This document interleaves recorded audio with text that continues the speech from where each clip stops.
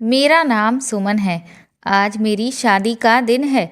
मेरे घर में सारी तैयारियां जोरों शोरों से चल रही हैं। मेरे पिता ने मुझे बीए तक पढ़ाने के बाद मेरी शादी तय कर दी। मेरे गांव में ऐसा ही होता है। यहाँ पर लड़कियों को बहुत कम ही पढ़ाया लिखाया जाता है और 18 साल की उम्र होते ही उन्हें ब्याह दिया जाता है। मेरे पिता ने फिर भी मुझे ग्रेजुएशन तक पढ़ने दिया, वरना बहुत सी लड़कियां तो मेरे गांव में ऐसी भी हैं जो 12वीं तक ही पढ़ पाई थीं। मेरी शादी मुझसे ऊंचे परिवार में हो रही थी। हम लोग गरीब परिवार से संबंधित हैं। मेरा एक छोटा भाई और मैं ही हूँ। मैंने भी अपनी शादी के कई सपने देख रखे हैं, क्योंकि शादी से पहले तो मैं अपने मन की कोई भी चीज़ नहीं कर पाई। तो मेरी माँ ने मुझसे यही कहा कि अब मैं अपनी मन की सारी ख्वाहिशें अपने पति के साथ ही पूरी करूं। मुझे उम्मीद भी यही थी कि मेरा पति मेरी इच्छाओं का मान रखेगा और मेरी भावनाओं को समझेगा।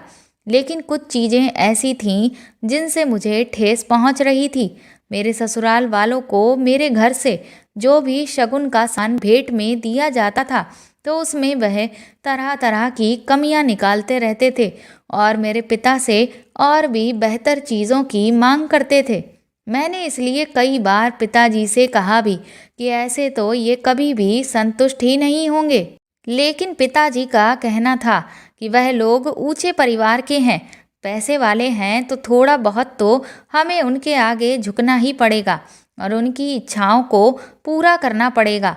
और इसी में हमारी भलाई भी है, क्योंकि मैं तुझे एक अच्छे परिवार में ही ब्याहना चाहता हूँ।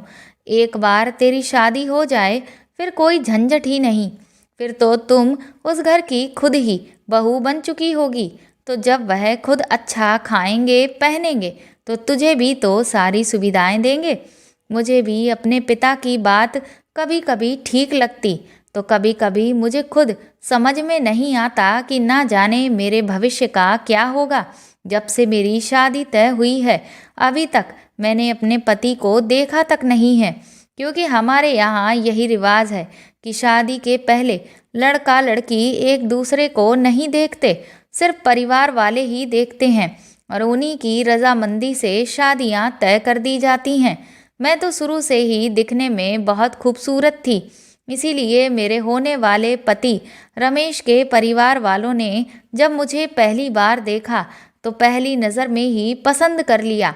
वह लोग हमारे गांव से काफ़ी दूर के एक शहर में रहते हैं, इसलिए बहुत बड़ी बारात भी मेरे दरवाजे पर नहीं आ रही थी।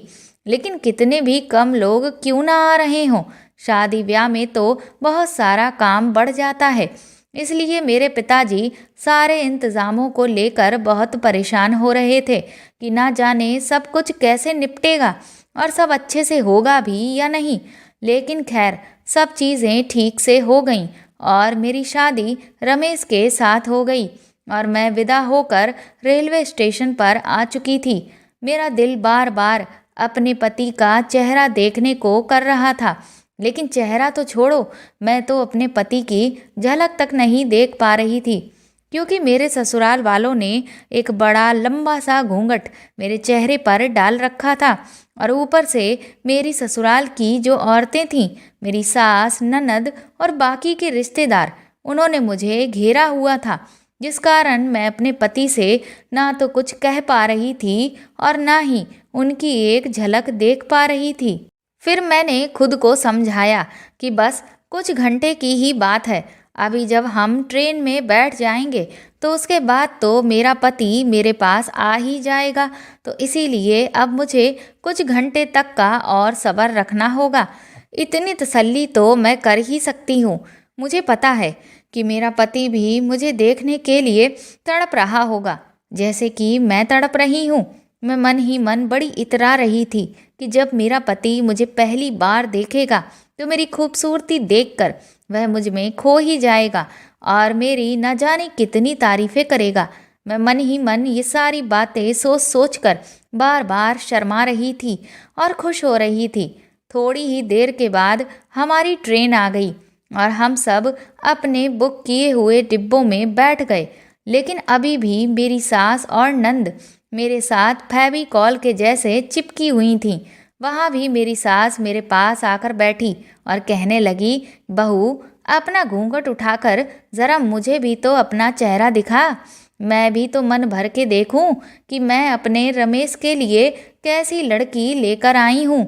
उनकी बात पर मैंने धीरे से सर हिलाया और तुरंत ही अपना घूंघट अपने चेहरे से हटा दिया, लेकिन मैंने अपनी नज़रें नीची करके ही रखीं। मेरे चेहरे को देखते ही मेरी सास, नंद और जो रिश्तेदार थी वह कहने लगी कि बहू तो बिल्कुल चांद की जैसी है, हमारे रमेश के भाग्य खुल गए।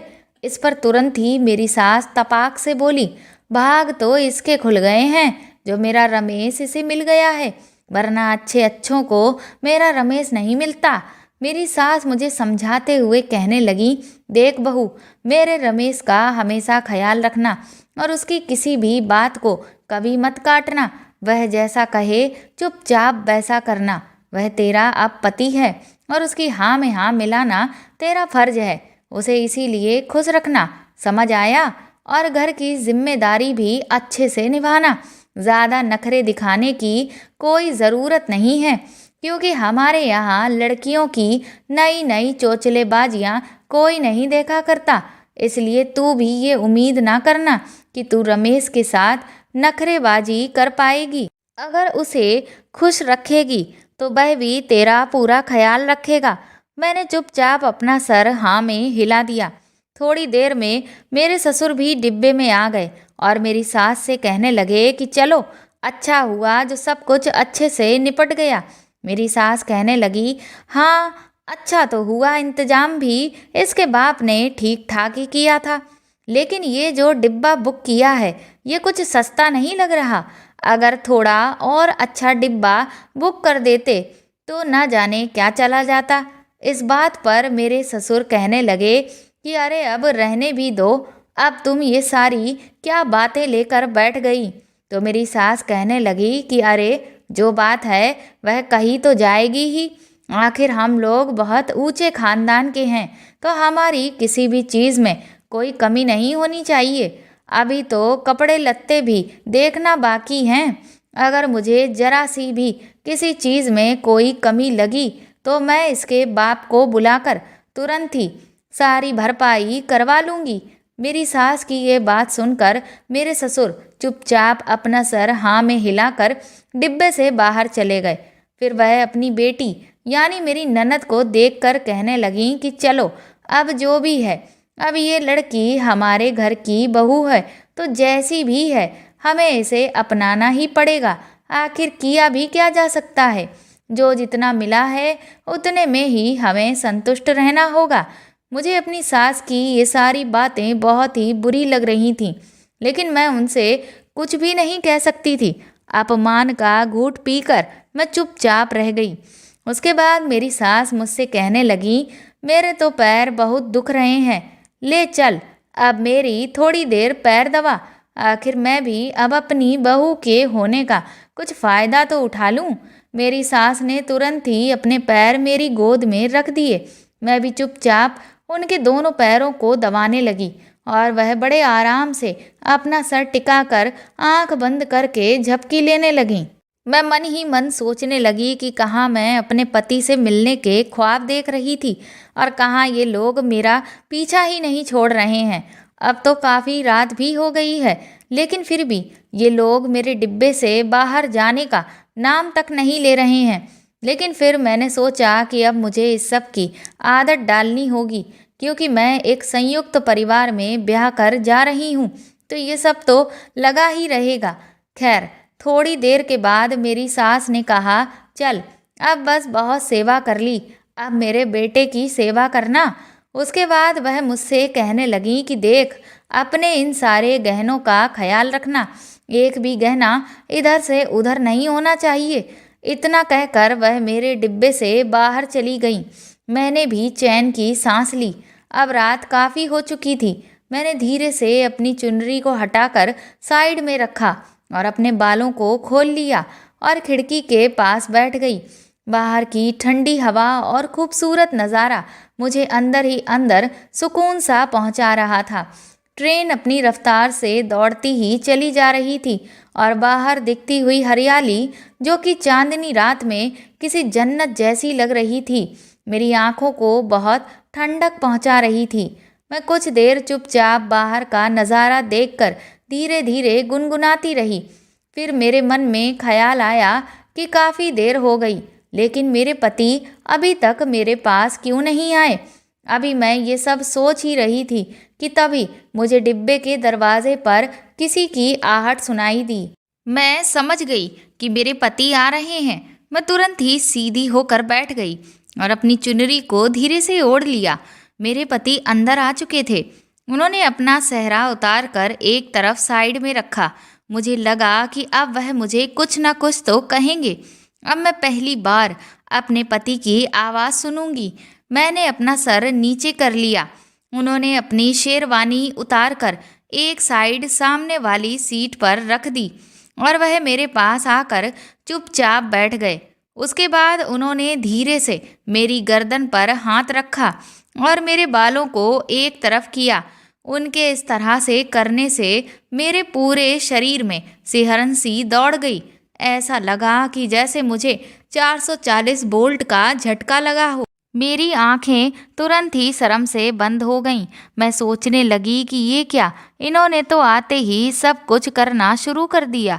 मुझे तो लगा था कि ये मुझसे थोड़ी देर बातें करेंगे और कुछ देर मेरे चेहरे को निहारेंगे, लेकिन इन्होंने तो ऐसा कुछ भी नहीं किया। फिर मैंने सोचा, खैर, हो सकता है ये मेरे लिए बहुत ज़्यादा बेचैन हो और इसीलिए इनसे सब्र नहीं हो रहा। उसके बाद मेरे पति ने मुझे घुमाकर अपनी तरफ बिठाया और मेरे चेहरे को दोनों हाथों में लेकर बहुत ध्यान से देखने लगे। मैं मंद मंद मुस्कुरा रही थी। मैंने भी धीरे से अपनी नज़रें उठाईं और एक नज़र अपने पति की तरफ देखा। जब मैंने अपने पति को देखा तो मैं बहुत ही खुश हो गई, क्योंकि मेरे पति दिखने में बहुत ही हैंडसम थे। जैसा पति मैं चाहती थी, मुझे बिल्कुल वैसा ही पति मिला था। ये देखकर मैं निहाल हो गई थी कि कम से कम भगवान ने मुझे मेरा मन चाहा वर दिया है। वह ना सिर्फ शकल सूरत से अच्छे थे, बल्कि उनकी कद काठी भी बहुत लंबी चौड़ी और मजबूत थी। उनकी भरी हुई बाहें, मजबूत हाथ मुझे अंदर ही अंदर बेचैन से कर रहे थे। उसके बाद उन्होंने मेरे साथ वह सब करना शुरू किया। उन्होंने मेरे गहने एक एक करके उतारे और उन्हें एक कपड़े में लेकर साइड में रख दिया। उसके बाद उन्होंने मेरे बाकी के कपड़े उतारने शुरू कर दिए और जल्दी से अपने भी सारे कपड़े उतार दिए। मैंने पहली बार किसी मर्द के स्पर्श को अपने बदन पर महसूस किया था, जिसे मैं महसूस करके बहुत ज़्यादा खुश हो रही थी। उस एहसास को मैं शब्दों में बयान नहीं कर सकती। और मेरा पति जिस तरह से मुझे टूट कर चाह रहा था, उससे भी मैं बहुत ज़्यादा खुश थी, क्योंकि वह मेरी सहूलियत का भी पूरा ध्यान रख रहा था। लेकिन साथ ही साथ मैं जिस तरह से चाहती थी और जितनी ताकत और जोश से चाहती थी, वह वैसा ही मेरे साथ कर रहा था, जिससे मैं बहुत ज़्यादा खुश थी। मैं भी अपने पति का पूरा पूरा साथ दे रही थी। इधर ट्रेन की रफ्तार तेज थी और उधर मेरे पति ने मुझ में खुद को समाने के बाद अपनी रफ्तार तेज कर दी थी, जिससे मेरी और उनकी दोनों की सांसें बहुत तेज होती चली जा रही थीं और हम दोनों की गरम गरम सांसें आपस में टकरा रही थीं। उन्होंने मेरे किसी भी अंग को अनछुआ नहीं रहने दिया और मेरे पूरे शरीर को अपने प्यार से सरोवर कर दिया था। कई घंटे तक हमारे बीच मिलन का खेल चलता रहा और मैं उनके प्यार में पूरी तरह से खो गई थी। उन्होंने मुझे टूट कर चाहा। मेरा पूरा बदन उनके प्रेम से भीग चुका था। हमने इतना ज़्यादा एक दूसरे के साथ प्रेम किया था कि हमारा बदन भी बुरी तरह से थकान से टूट रहा था। उसके बाद न जाने कब मिलन की थकान से हम इस कदर चूर हुए कि कब मेरी आंख लग गई, मुझे पता ही नहीं चला। सुबह के करीब तड़के ही मुझे अपने डिब्बे के बाहर कुछ हल्का सा शोर सा सुनाई दिया, जिसे सुनकर मैं तुरंत ही उठकर बैठी तो मैंने देखा कि मेरे पति डिब्बे में नहीं थे। मैं समझ गई कि वह फ्रेश होने के लिए चले गए होंगे।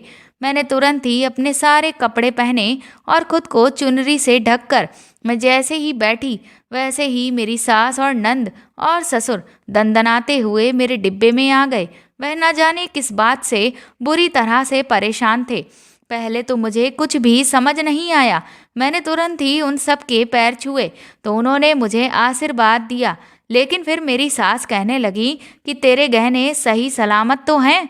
उनकी ये बात एकदम से सुनकर मैं भी हैरान सी रह गई, क्योंकि उस वक्त तो मेरे शरीर पर एक भी गहना नहीं था सिवाय मंगलसूत्र के, क्योंकि मेरे पति ने मिलन के समय मेरे सारे गहने उतार दिए थे। मेरी सास ने तुरंत ही मुझे टटोलना शुरू कर दिया तो वह ये देखकर हैरान रह गई कि मेरे शरीर पर एक भी गहना नहीं था। इससे पहले कि मैं उनसे कुछ भी कह पाती, उन्होंने हाय तौबा मचानी शुरू कर दी कि अब तो हम पूरी तरह से बर्बाद हो गए। उस चोर ने न सिर्फ हम लोगों को लूट लिया बल्कि बहू के सारे जेवर भी ले गया। हमारा तो लाखों का नुकसान हो गया। मैंने तो बहू के गहनों को लेकर न जाने कितने सपने देख लिए थे कि उन गहनों को पहनकर मैं अपनी रिश्तेदारियों में जाऊंगी और सबको पूरे ठाट से दिखाऊंगी कि मेरे पास भी अब इतने महंगे महंगे गहने हैं। लेकिन अब मैं क्या करूंगी? हमारा तो न जाने कितने लाख का नुकसान हो गया। रुपए पैसे कपड़े लत्ते से तो हम गए ही, गहनों से भी हाथ धो बैठे। मेरी सास मुझ पर बुरी तरह से चिल्लाने लगी कि तेरी अकल क्या घास चरने गई थी? तू आखिर कर क्या रही थी जो तुझे ये पता ही नहीं चला कि वह चोर तेरे गहने कब उतार कर ले गया? मैं उनसे कहना चाहती थी कि मेरे साथ ऐसा कुछ भी नहीं हुआ है, लेकिन मेरी सास तो मेरी कोई बात सुनने को तैयार ही नहीं थी। वह दहाड़ मार मार कर रो भी रही थी और बुरी तरह से चिल्ला भी रही थी। मेरे ससुर उन्हें बार बार मना कर रहे थे कि वह इतना ज़्यादा हंगामा ना करें, क्योंकि बाकी के लोग भी फिर यहाँ पर इकट्ठे हो जाएंगे। पर मेरी सास तो कुछ भी सुनने को तैयार ही नहीं थी। मेरी सास कहने लगी कि मुझे तो लगा कि इस बहू के कदम हमारे घर के लिए अच्छे हैं, लेकिन ये तो अपशकुनी निकली। अभी तो ये मेरे घर पहुंची भी नहीं है कि हमारा लाखों का नुकसान हो गया। अगर मुझे पहले ही पता होता कि इसके कदम शुभ नहीं हैं, तो मैं कभी भी अपने रमेश के लिए इसे ब्याह कर नहीं लाती। फिर वह मुझसे गुस्से में चिल्लाकर बोली कि तुझे तो मैं छोड़ूंगी नहीं। तेरी इस नादानी की वजह से मेरा न जाने कितनों का नुकसान हो गया। अब तू देख, मैं तुझे रमेश से कहकर कैसा सबक सिखाऊंगी। उनकी ये बात सुनकर मैं बुरी तरह से घबरा गई। मैं सोचने लगी कि क्या मेरा पति मेरी सास की बातों में आकर अब मेरे साथ बुरा बर्ताव करेगा? अभी तो उसके साथ बिताए हुए मीठे पलों को याद मेरे दिल से उतरी भी नहीं थी कि अब मुझे उसके गुस्से का सामना भी करना पड़ेगा। तभी मेरी सास बोली कि लेकिन ये लड़का भी इतना लापरवाह है कि मैं क्या बताऊं। तभी दो आदमी और मेरे डिब्बे में घुसे, जिनमें से एक आदमी शरीर पर सिर्फ बनियान और एक कच्छा ही पहने हुआ था। उसके बदन पर कोई भी कपड़ा नहीं था और वह ठीक से अभी चल भी नहीं पा रहा था। उसे देखकर पूरी तरह से लग रहा था कि वह शराब के नशे में अच्छे से डूबा है, क्योंकि वह ठीक से अपने दम पर खड़ा भी नहीं हो पा रहा था। तभी मेरी सास दूसरे आदमी से कहने लगी कि ये तुम्हें कहाँ मिला?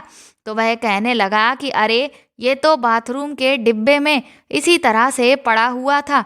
उस चोर ने इसे भी नहीं छोड़ा, उसने इसके भी कपड़े उतार लिए और इतनी महंगी शेरवानी हमने इसके लिए खरीदी थी, और वह चोर तो उस शेरवानी को भी लेकर चंपत हो गया। मैं अभी ये सब भौचक्की सी सुन ही रही थी कि तभी मेरी सास उस नशेड़ी आदमी से कहने लगी, देख रमेश, तेरी लुगाई ने कितनी बड़ी लापरवाही कर दी है। उसने अपने सारे गहने उस चोर के हवाले कर दिए। अरे अगर वह चोर इसके गहने चुरा कर ले जा रहा था तो इसे शोर तो मचाना चाहिए था, लेकिन ये तो न जाने कौन सा नशा करके सोई थी कि इसे कुछ भी पता नहीं चला। मेरी सास के मुंह से ये बात सुनकर मैंने धीरे से अपनी नज़र उठाकर उस नशे में धुत आदमी को देखा, जिसे मेरी सास रमेश कहकर पुकार रही थी। उसकी शक्ल देखते ही मेरे तो जैसे होश ही उड़ गए। क्योंकि जिसे वह रमेश और मेरा पति कह रही थी वह इंसान था ही नहीं जिसने मेरे साथ कल रात सुहाग रात मनाई थी और जिसे मैं अपना पति समझकर अपना सब कुछ दे बैठी थी।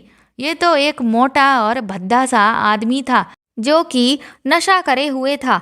उसे देखकर तो मेरे अरमानों पर पानी ही फिर गया। साथ ही साथ मैं ये सब सोचकर भी परेशान हो गई कि अगर कहीं इनमें से किसी को ये बात पता चल गई कि वह चोर मेरे साथ वह सब कर गया जो उनके बेटे को करना चाहिए था, तब तो ये लोग मेरा न जाने क्या हाल करेंगे। तभी वह दूसरा आदमी कहने लगा कि ये तो सारी रात बाथरूम के अंदर ही पड़ा रहा और ये बहू के पास आया ही नहीं। मेरे ससुर ने तुरंत ही रमेश के ऊपर हाथ उठाते हुए कहा कि ये लड़का कभी नहीं सुधर सकता। अरे कम से कम कुछ तो शर्म कर ले। कल की रात तो तेरी बहू के साथ पहली रात थी। कल तो कम से कम तुझे बहू का ख्याल करना चाहिए था, लेकिन तुझे तो नशे की ऐसी लत लगी हुई है कि इसके आगे कुछ भी दिखाई ही नहीं देता है। तूने एक बार भी बहू के बारे में नहीं सोचा कि पूरी रात वह अकेले तेरे बिना कैसे काटेगी। वह कितनी बेसब्री से तेरा इंतजार कर रही होगी, लेकिन तुझे तो किसी की पड़ी ही नहीं है। ये सब तेरी माँ के लाड़ प्यार के बिगाड़ने का ही नतीजा है, जिसकी वजह से तू किसी की कोई बात नहीं सुनता। मेरे ससुर का इतना कहना था कि तभी मेरी सास ससुर पर चिल्लाकर कहने लगी कि खबरदार, जो तुमने मेरे बेटे से कुछ भी कहा इसमें उसकी क्या गलती है? गलती तो इस लड़की की है। इसने अगर इन सब चीज़ों का ध्यान रखा होता तो आज हमें लाखों का नुकसान नहीं होता। मैं मन ही मन सोचने लगी कि आखिर ये मेरे साथ एक ही रात में क्या हो गया। वह चोर न सिर्फ मेरे गहने ले गया बल्कि मेरी इज्जत को भी लेकर चला गया और ऊपर से मुझे इतने बुरे ससुराल वाले और इतना बेकार पति मिला है कि मैं क्या बताऊं। तभी मुझे याद आया कि वह चोर मेरे गहने जब उतार रहा था तो उन्हें एक छोटी सी पोटली में रखता जा रहा था। शायद वह इसीलिए ऐसा कर रहा था ताकि मेरे साथ वह सब करने के बाद वह पोटली लेकर वहां से चुपचाप चला जाए। मैंने तुरंत ही इधर उधर नज़र दौड़ाई। तभी मुझे एक लाल रंग का कपड़ा सीट के नीचे नजर आया। मैंने झुककर तुरंत उस कपड़े को खींचा तो वह वही पोटली थी जिसमें उसने सारे गहने रखे हुए थे। मैंने जैसे ही उस पोटली को खोला तो उसमें मेरे सारे गहने निकल आए। मैंने जब उन गहनों को निकाल कर देखा तो मेरी सास ने एक लालची औरत की तरह तुरंत ही उन सारे गहनों को मुझसे छीन लिया और उसकी आंखें लालच से चमकने लगीं और वह खुश होकर कहने लगी कि अरे वाह, गहने तो चोरी नहीं हुए हैं। मैं तो अब तक इसी सोच में मरी जा रही थी कि मेरे लाखों के गहने कहाँ चले गए। शुक्र है मेरे लाखों के गहनों को कुछ भी नहीं हुआ। मैं सोचने लगी कि मेरा पिता की मेहनत की कमाई से बनवाए हुए गहनों पर ये कैसे बेशर्मी से अपना हक जमा रही हैं। उसके बाद वह मुझसे कहने लगी कि जब तुझे पता था कि तूने ये गहने पोटली में नीचे करके रखे हुए हैं तो मुझे अभी तक क्यों नहीं बताया? मैं कब से इन गहनों के लिए कितनी परेशान हो रही थी। क्या मुझे हार्ट अटैक आ जाता उसके बाद ही तू बताती? मैंने धीरे से कहा कि माँ जी, मैं तो कब से आपको बताने की कोशिश कर रही थी, लेकिन आप तो मुझे बोलने ही नहीं दे रही थी। मेरी ये बात सुनते ही मेरी सास कहने लगी कि मुझे जवाब देती है। खबरदार, जो मेरी बात का तूने पलट कर जवाब दिया। मेरे ससुर ने तुरंत ही मेरा पक्ष लेते हुए कहा कि इसमें बहू गलत क्या कह रही है? तुम उसे उतनी देर से बोलने भी तो नहीं दे रही थी, तो आखिर वह भी बेचारी क्या करती? तुम ही देख लो, हमें कितनी समझदार बहू मिली है। उसने पहले ही अपने सारे गहनों को उतार कर एक तरफ सुरक्षित रख दिया था। अगर वह ऐसा ना करती तो शायद वह चोर इसके गहने भी लेकर चंपत हो जाता। इस बात पर मेरी सास मेरी तरफ घूर घूर कर देखने लगी, कहने लगी कि अब जो हुआ सो हुआ, लेकिन रुपयों का और कपड़े लत्तों का तो नुकसान हो ही गया, तो अब क्या किया जाए? ये सब इसके मनहूस कदमों की वजह से हुआ है। मैंने तुरंत ही तपाक से अपनी सास से कहा, माँ जी, अब इसमें क्या किया जा सकता है? किसे पता था कि चोर ऐसा कर जाएगा? अब चाहे जो भी हो, अब आखिर हूँ तो मैं आपके ही घर की बहू, आपके ही घर की इज्जत। तो अब मैं चाहे जैसी भी हूँ, लेकिन अब तो मेरा नाम आपसे जुड़ गया है, तो अब कुछ भी नहीं किया जा सकता है। मैंने भी अपनी सास पर उसी बात का पलटवार किया जो उन्होंने शाम को मेरे लिए कही थी। पहले तो मैं मन ही मन इस बात को लेकर बहुत ही शर्मिंदा थी कि एक चोर मेरे साथ वह सब कर गया, लेकिन अब मैं बिल्कुल भी शर्मिंदा नहीं थी। मैं यही सोचने लगी कि इनके जैसे लोगों के साथ यही होना चाहिए। मेरी शादी एक ऐसे भद्दे इंसान से करवा दी गई जिसे नशे के अलावा कुछ नहीं सूझता। कम से कम मुझे एक बार ही सही, लेकिन असली मर्द का सुख तो मिला, और उस सुख को मैं जिंदगी भर अपने अंदर महसूस करके रह सकती हूँ। सच में, चाहे कुछ भी हो, लेकिन वह असली मर्द था। उसने मुझे जो सुख दिया वह ये मोटा भद्दा आदमी कभी भी नहीं दे सकता। मेरे जैसी खूबसूरत लड़की को उसके जैसा ही आदमी मिलना चाहिए था, लेकिन मेरी फूटी किस्मत जो मुझे ऐसा पति मिला। लेकिन कम से कम मेरी पहली रात खराब तो नहीं हुई, और उस चोर ने मेरे साथ भी इतनी वफादारी तो निभाई कि उसने मेरे साथ वो सब करने के बाद भी मेरा एक भी गहना लेकर नहीं गया। यही सोचकर जब मैं मन ही मन मुस्कुराने लगी तो मेरी सास मुझसे बोली कि तू इतना मुस्कुरा क्यों रही है? तो मैंने बहाना बनाते हुए कहा कि वो दरअसल, माँ जी, मैं खुश हो रही हूँ कि हमारे गहने बच गए और अब आप अपने रिश्तेदारी में इन गहनों को पहनकर आराम से जा सकती हैं। मेरी इस बात पर मेरी सास बोली, हाँ, ये तो तू ठीक कह रही है। और उसके बाद वह सब मेरे डिब्बे से चले गए। मेरा पति भी मेरे ससुर के साथ डिब्बे से बाहर चला गया, और मैं एक बार फिर चुपचाप खिड़की के पास बैठकर बाहर के नज़ारे को देखने लगी और मन ही मन गुनगुनाने लगी। तो दोस्तों, आपको मेरे द्वारा लिखी हुई ये कहानी कैसी लगी? कमेंट करके ज़रूर बताएं, और प्लीज़ इस कहानी को ज़्यादा से ज़्यादा शेयर और लाइक करें। साथ ही आप चाहें तो मुझे सुपर थैंक्स भी दे सकते हैं।